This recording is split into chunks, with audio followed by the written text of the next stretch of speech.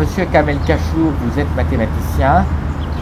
Vous vous intéressez tout particulièrement à la théorie des catégories. Pouvez-vous nous parler un peu de vos recherches? Donc, mon travail de recherche actuel porte sur la théorie des catégories supérieures. C'est une théorie relativement nouvelle, bien que dans les années 70, 80, on ait eu des versions de cette théorie-là, qu'on peut dire de façon un peu technique des versions simpliciales. Moi, je travaille dans une version qui est un peu moins répandue, qui est la version globulaire.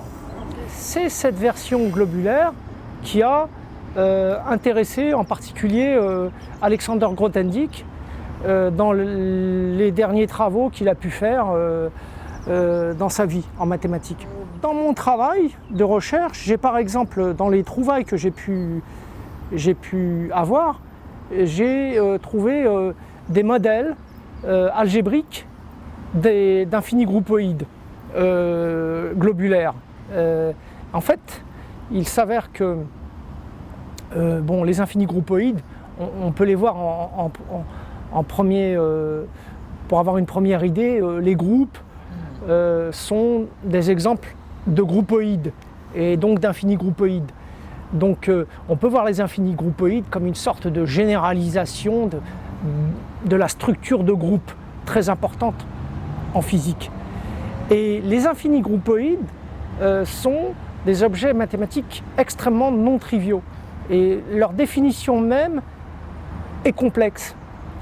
Et aujourd'hui, il n'y a à ma connaissance que deux définitions des infinigroupoïdes. Il y a celle d'Alexandre des infinigroupoïdes à géométrie globulaire, il y a celle d'Alexander Grothendieck et les miennes. L'une des trouvailles que j'ai pu faire il y a quelques années quand j'étais étudiant en doctorat en Australie, dans l'une des plus grandes équipes en théorie des catégories dans le monde.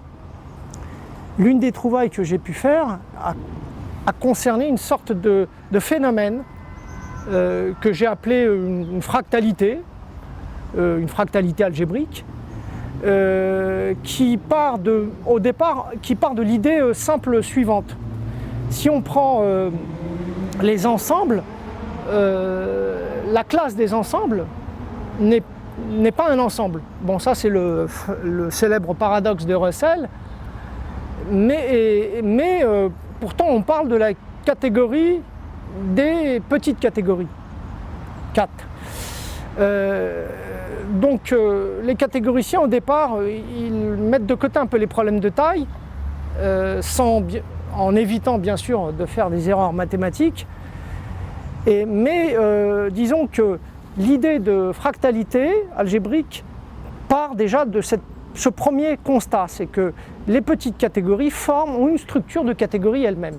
Et ensuite, on peut se poser la question pour d'autres objets mathématiques plus sophistiqués que sont les deux catégories et ensuite les bicatégories, ensuite les trois catégories, les tricatégories, etc. Et on peut monter jusqu'aux infinies catégories faibles qui sont des objets mathématiques hautement non triviaux.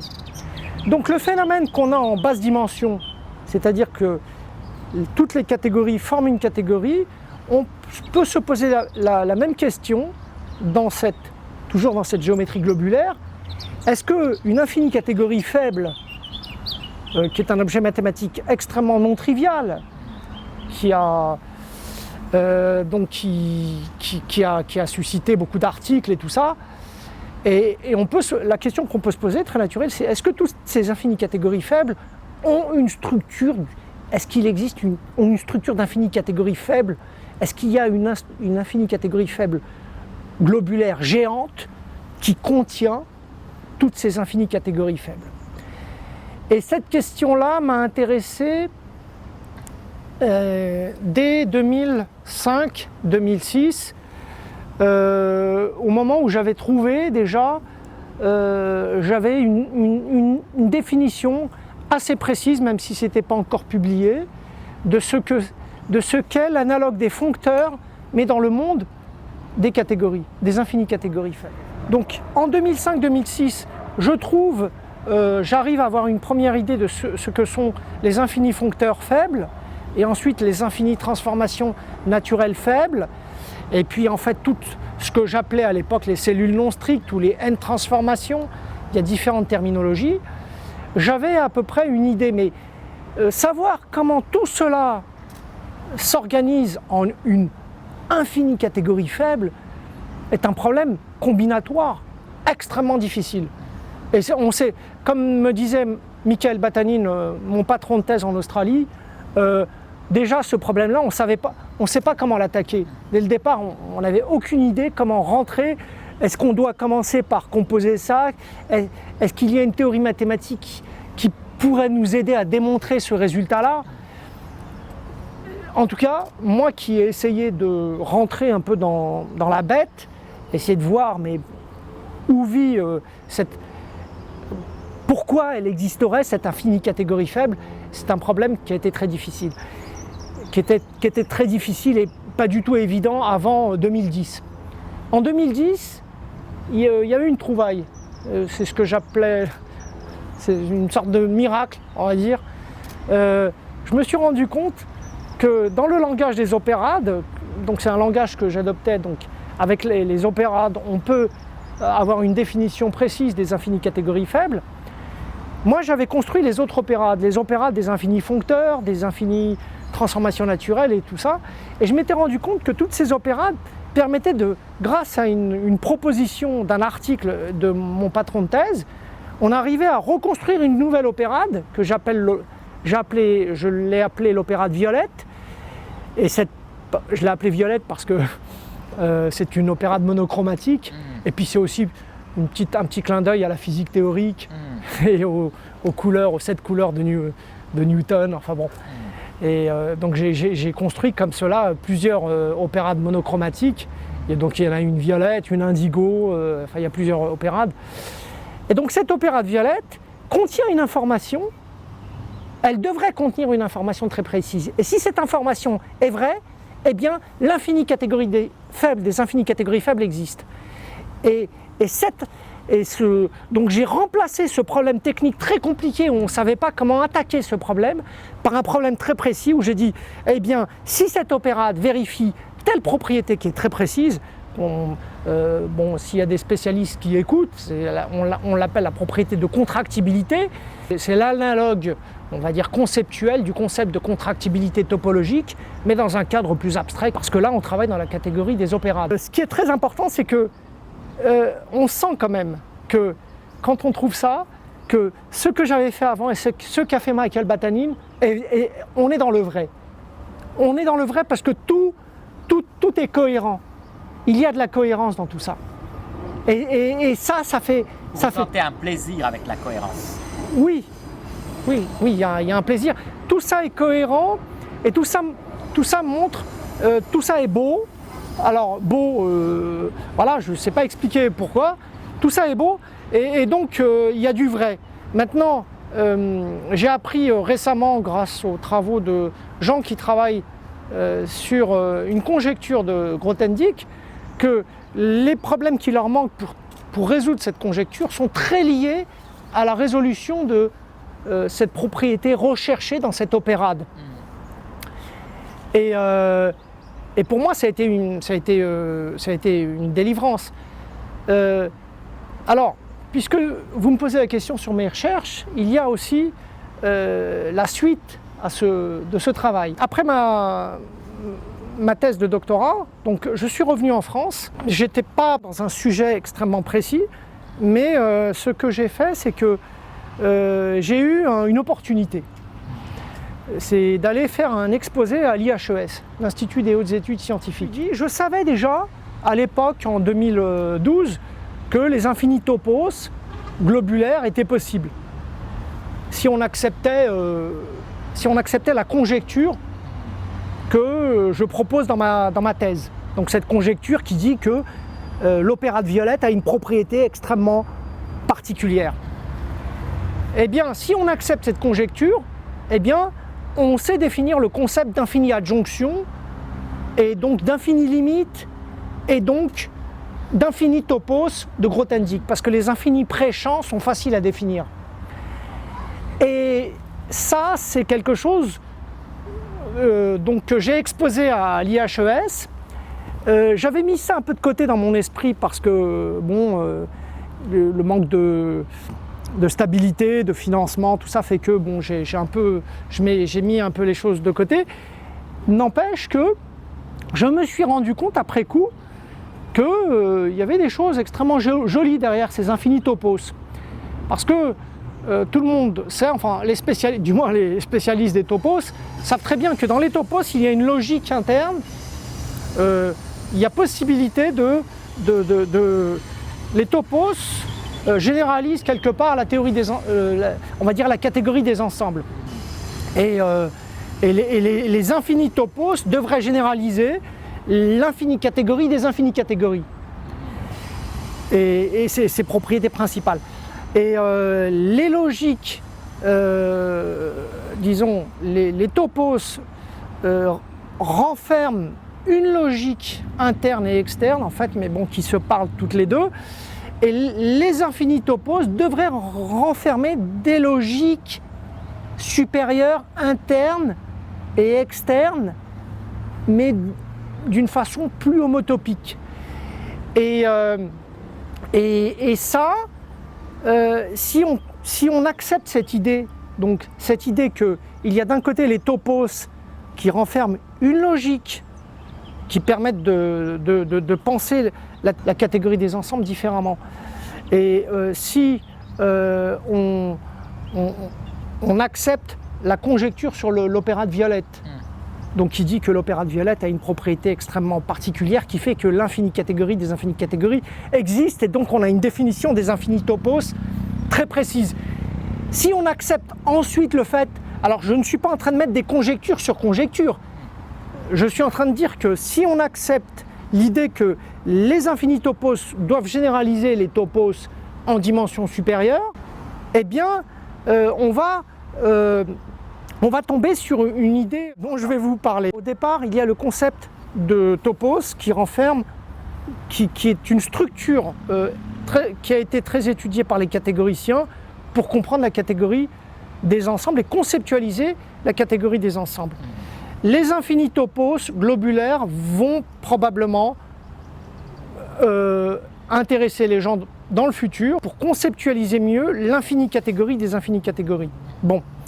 Et en même temps, ces infinis topos doivent renfermer des logiques internes et externes supérieures, des logiques supérieures, peut-être gérées par des langages supérieurs. Bon, tout ça est à préciser, hein, mais à mon avis, c'est pas quelque chose d'infaisable. Et donc, si on accepte ça d'un côté, et si on accepte de l'autre côté une conjecture de Grothendieck qui dit que en fait, les espaces topologiques et les infinis groupoïdes globulaires, quelque part, sont équivalents. Si on accepte ces deux faits, il doit exister des espaces topologiques que j'appelle des topologos, dont l'infini groupoïde fondamental globulaire faible a aussi une structure d'infini topos de Grothendieck. Et je pense que ces espaces topologiques, à mon avis, pourront intéresser des gens dans le futur, parce que à la fois on est dans TOP, dans la catégorie des espaces topologiques, et en même temps on a réussi à identifier des espaces topologiques extrêmement particuliers qui peuvent contenir une logique interne supérieure. J'ai archivé récemment, donc en 2017, un papier d'une quarantaine de pages où j'explique comment construire des modèles cubiques. Donc on n'est plus dans la géométrie globulaire, mais on est dans une autre géométrie. Donc des modèles cubiques d'infinis groupoïdes. Donc mes constructions sont calquées sur mes constructions globulaires, et je me rends compte que finalement les constructions et ma thèse de doctorat globulaire qui a été faite dans une géométrie, on peut la refaire dans une autre géométrie, dans une géométrie cubique. Et j'ai proposé un autre papier sur Archive où je construis des infinis groupoïdes, mais avec géométrie multiple, donc qui est encore une autre géométrie. Et en fait, bien sûr, quand j'ai fait ce travail, je me suis rendu compte rapidement que on pouvait refaire ma thèse de doctorat dans d'autres géométries. Donc, il est possible que la fractalité algébrique dont j'ai parlé, donc que j'ai trouvé dans le cadre de la géométrie globulaire, existe également dans la géométrie cubique. En particulier, une proposition de Michael Batanin. Quand avez-vous commencé à vous intéresser aux mathématiques? Alors, en fait, très jeune, je m'intéressais à des mathématiques élémentaires, entre guillemets. Donc, j'ai fait une sorte de fixation, une sorte d'obsession, je ne sais pas comment appeler ça, sur la multiplication par 2 et la division par 2. Et en fait, très jeune, j'avais 7, 8 ans, 9 ans, j'étais capable de diviser des nombres par 2, des grands nombres, sans calculatrice, de tête et de façon récursive. Et ça amusait les élèves de l'école, au début c'était l'école Jean Massé à Clichy-sous-Bois, et puis ensuite ça a amusé les élèves du collège Louise Michel de Clichy-sous-Bois. Et en tout cas, cette enfance où je m'intéressais aux multiplications, aux divisions, et je m'y intéressais d'une façon telle que j'étais devenu surdoué dans les divisions par 2 et les multiplications par 2. Donc il y a eu ça, mais il y a eu aussi le fait que j'étais un gamin extrêmement cultivé. Je m'intéressais aux aires géologiques, aux dinosaures, je m'intéressais aux plantes, aux champignons, aux fourmis, aux insectes, aux arachnides, etc. etc. Et je m'intéressais aussi à la physique théorique, on va dire vulgarisée. Et je n'avais accès qu'à cela. Donc quand on est un jeune de 10-12 ans extrêmement curieux, on a accès à la vulgarisation scientifique dans des... Je ne sais pas si je ne vais pas citer, pour pas faire de publicité, mais voilà, il y a des livres, des revues mensuelles de sciences, de vulgarisation scientifique. Et je me rappelle très bien contempler un mathématicien écrivant ces symboles mystérieux sur un tableau. Et je me suis rendu compte d'ailleurs en me rappelant qu'en fait c'était souvent des EDP ou les équations de Maxwell. Donc oui, dans ma jeunesse, je pense mon intérêt pour la science a commencé très jeune. Et ça a commencé par la science vulgarisée. Voilà. Et aux mathématiques en particulier. Alors, comment ça s'est passé dans votre scolarité? J'ai une scolarité très difficile. J'ai eu une scolarité où justement j'ai beaucoup redoublé déjà. J'ai redoublé ma 6e. Déjà en primaire, pour des raisons, je ne sais plus, parce que j'étais né au mois de février, donc j'étais né un mois trop tard et donc on ne m'avait pas accepté. Enfin bon, déjà j'ai eu des retards, on va dire, dès la primaire. Et ensuite, on m'a fait redoubler la classe de 6e, donc au collège, et ensuite la classe de seconde au lycée, enfin bon. Et j'ai eu une scolarité extrêmement difficile. Alors, très difficile, et ça, pour moi ça a été, sur le plan personnel, extrêmement difficile. Ça a été difficile parce que c'est beaucoup de frustration, beaucoup de doutes. Disons que ça contraste avec ma période, mon enfance, où j'étais seul. et j'étais un peu autodidacte enfant. Je le suis redevenu après la trentenaire. Je vais vous en parler, Anatole, mais disons que c'est assez marrant, c'est qu'avant 10 ans, j'étais autodidacte, et donc ça s'est très bien passé, et après 30 ans, je suis redevenu autodidacte, et les choses se sont améliorées. Mais entre 10 ans et 20 ans, et 30 ans, pardon, entre l'âge de 10 ans et l'âge de 30 ans, ça a été assez catastrophique. Mais je dis catastrophique, j'exagère peut-être un petit peu, mais pas tant que ça. Ça a été très difficile sur le plan humain, sur comment on se voit, comment les gens nous jugent. Et moi, j'étais constamment en train de me poser la question, est-ce que c'est eux qui ont raison? Ou bien est-ce que est-ce que les gens ont tort et que finalement ma façon de penser, ma façon d'apprendre donc au collège, au lycée, à l'université n'est pas similaire à celle des autres. Donc ça a été plein de questionnements, ça a été beaucoup d'angoisse, beaucoup de frustration, beaucoup de redoublements, beaucoup d'échecs scolaires, beaucoup d'humiliation de la part de profs. De profs qui... je voulais pas, par exemple, une petite anecdote, je voulais passer en première scientifique et ma prof de maths a été cruelle avec moi, elle me disait vous n'êtes pas fait pour faire une classe scientifique. Ma prof de physique en seconde disait que je n'avais pas l'esprit scientifique, etc. Donc, donc c'est compliqué parce qu'on a la croyance en ces gens quand on est gamin. Quand on est élève, on croit en ces gens, on se dit s'ils disent ça, c'est qu'il y a du vrai, et donc on tombe dans des angoisses, et puis après des frustrations qui s'accumulent, et puis après des névroses, des dépressions.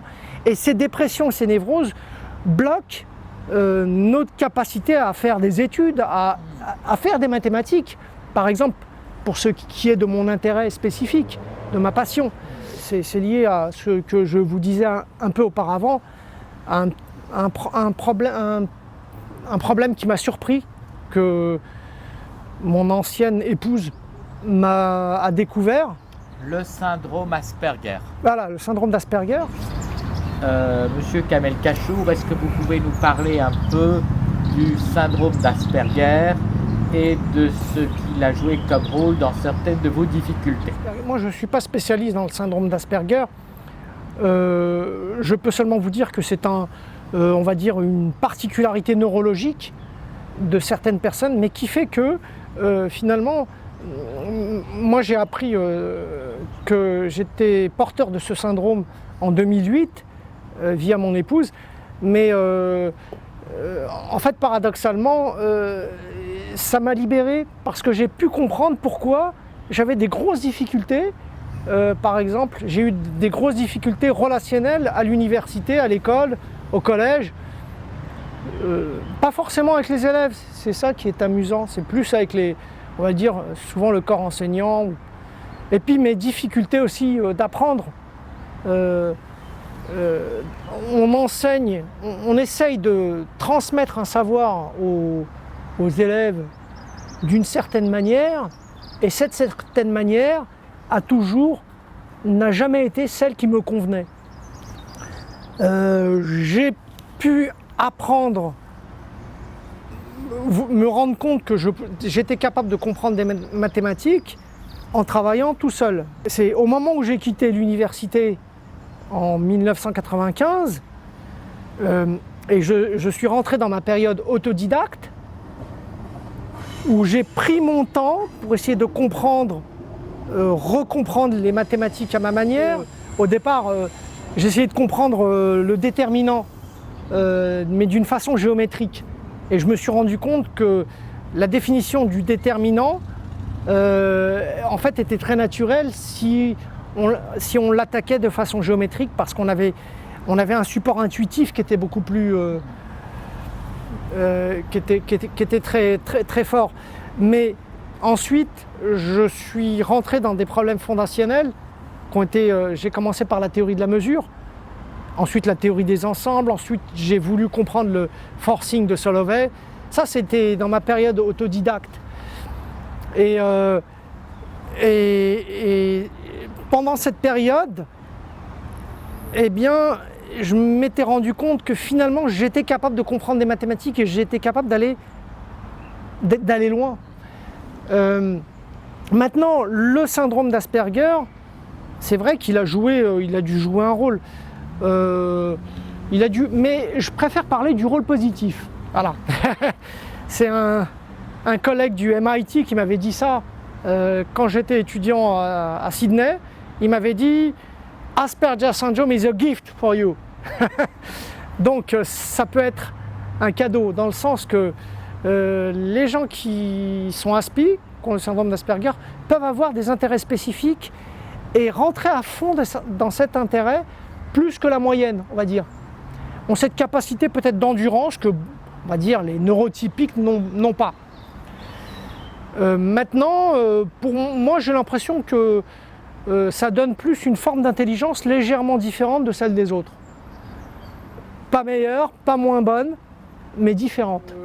Quand on a cette forme de pensée et qu'on nous met dans un moule qui ne correspond pas à cette forme, où les mécanismes ne sont pas les mêmes parce que les pensées sont différentes, la personne qui est là-dedans a l'impression qu'elle est nulle, etc. Et c'est ce qui m'est arrivé pendant des années à l'université et puis, comme je le dis, à l'école. Donc les périodes où je me suis senti extrêmement bien, où j'ai pu faire de la science, ça a été jusqu'à l'âge de 10 ans, 12 ans, et ensuite à partir de 30 ans. Et en fait, j'ai perdu beaucoup de temps, énormément de temps, Anatole. Mais oui, j'ai pu faire un travail énorme aussi, parce que comme j'étais justement, alors j'avais cette passion dévorante, je ne voulais pas travailler, donc j'ai trouvé le RMI, le revenu minimum d'insertion. J'ai travaillé en autodidacte dans une chambre de bonne à Paris pendant des années et des années. Et ensuite je me suis marié. Pour moi ça a été une délivrance parce que ma personnalité Asperger fait que même dans le champ de la séduction, voilà, donc c'est pas possible d'avoir une vie affective. Et donc quand je me suis marié en 2000, et en plus j'avais le RMI, merci le RMI, j'appelais ça mon allocation recherche, je voyais ça comme une allocation recherche, eh bien j'ai pu rentrer dans une phase autodidacte productive. Et au bout de quelques années, je crois que c'est à partir de 2005, c'est là que j'ai commencé à faire mes premières trouvailles, donc en solo, en théorie des catégories supérieures. Et là j'ai commencé par contacter Albert Buroni, qui est un spécialiste aussi des catégories supérieures, qui a contacté Jacques Penon, et ces gens aussi ont essayé de rompre mon isolement. Donc, il est clair que le syndrome d'Asperger vous a beaucoup aidé dans l'avancement de votre recherche mathématique. Par contre, pour l'obtention d'un poste, voire un poste permanent, les choses ont été plus compliquées. Oui. D'ailleurs, quand on me pose cette question, c'est flou dans ma tête. Oui, c'est pas grave. C'est flou. Parce qu'il y a des gens qui sont spécialistes en catégorie supérieure et dans la version globulaire et qui ils ont tous trouvé un travail, les gens que je connais. Et moi, j'en ai pas. On m'a passé un postdoc récemment au CNRS, dans une équipe très bien d'ailleurs. Et un petit postdoc qui a duré 3 mois, bon, qui n'a pas été renouvelé pour des raisons non scientifiques, hein, j'en suis convaincu, même si c'est pas très objectif, mais je ne sais pas pourquoi. Mais c'est vrai que ce postdoc m'a été donné en décembre 2016, donc très récemment, et alors que j'ai eu mon doctorat, enfin je l'ai eu, il a été obtenu officiellement en novembre 2013 parce qu'il y a eu un référé qui a traîné pour comprendre mon travail, un des référés anonymes, mais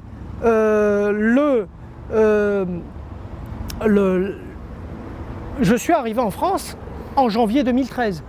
Donc, entre janvier 2013, donc où j'avais terminé d'écrire ma thèse. Et aujourd'hui, donc, on est en 2017. En fait, c'est passé 4 années. Alors, on me parle au début de la conjoncture de la recherche mathématique.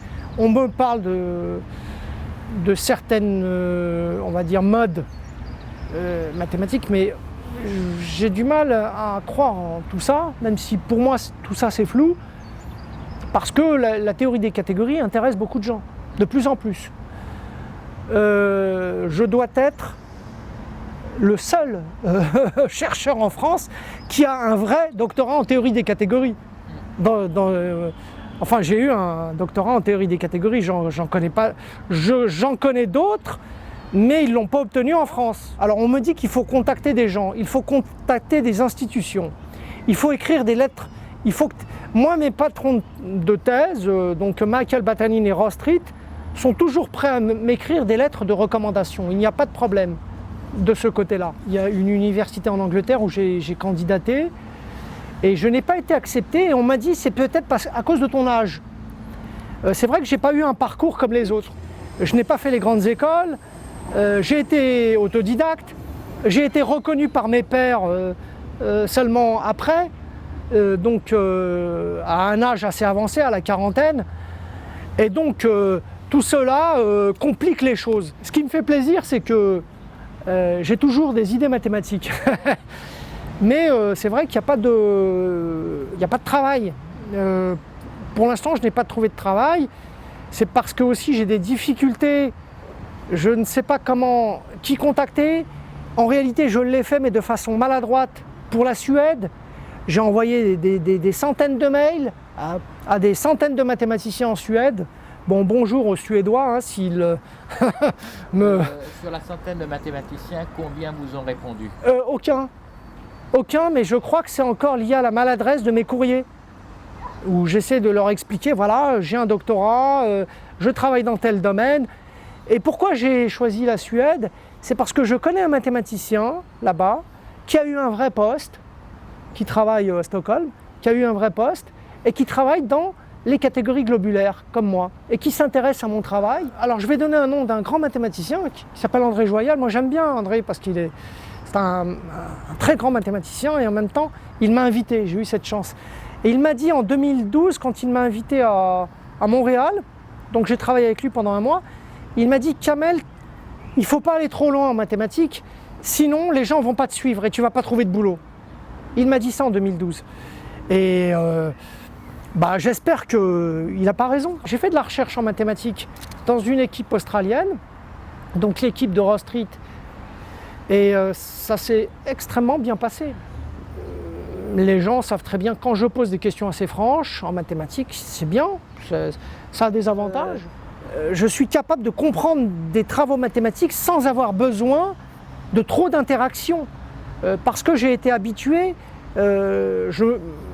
pendant ma période autodidacte, j'ai étudié la théorie de la mesure, j'ai étudié donc des choses qui peuvent paraître a priori éloignées de la théorie des catégories. J'ai étudié un peu la théorie des ensembles jusqu'au forcing et aux méthodes de forcing.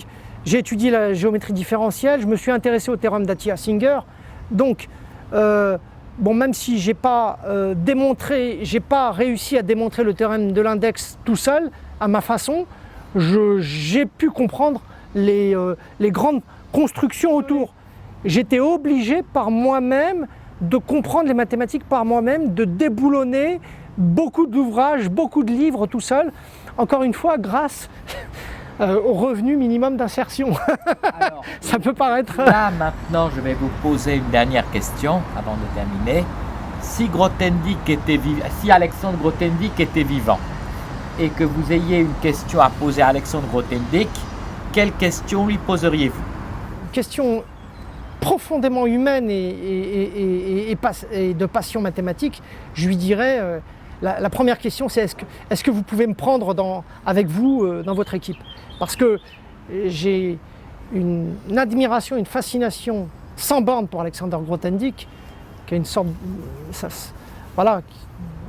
je pense avoir une pensée une forme de pensée grothendiekienne, même si j'ai pas sa capacité de travail.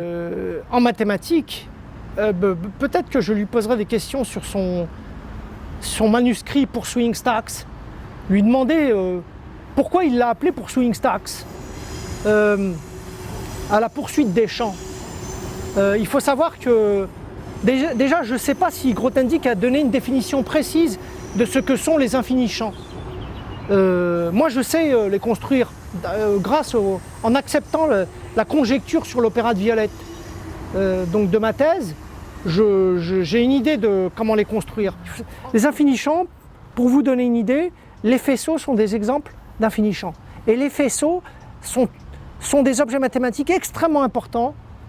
Ce sont des objets extrêmement importants de la mathématique moderne. Ils ont des implications en géométrie, mais aussi en algèbre homologique et dans beaucoup d'autres domaines. Monsieur Kamel Kachour, donc là nous allons terminer l'interview. Donc je vous souhaite de trouver bientôt le poste que vous méritez. Merci beaucoup Anatole.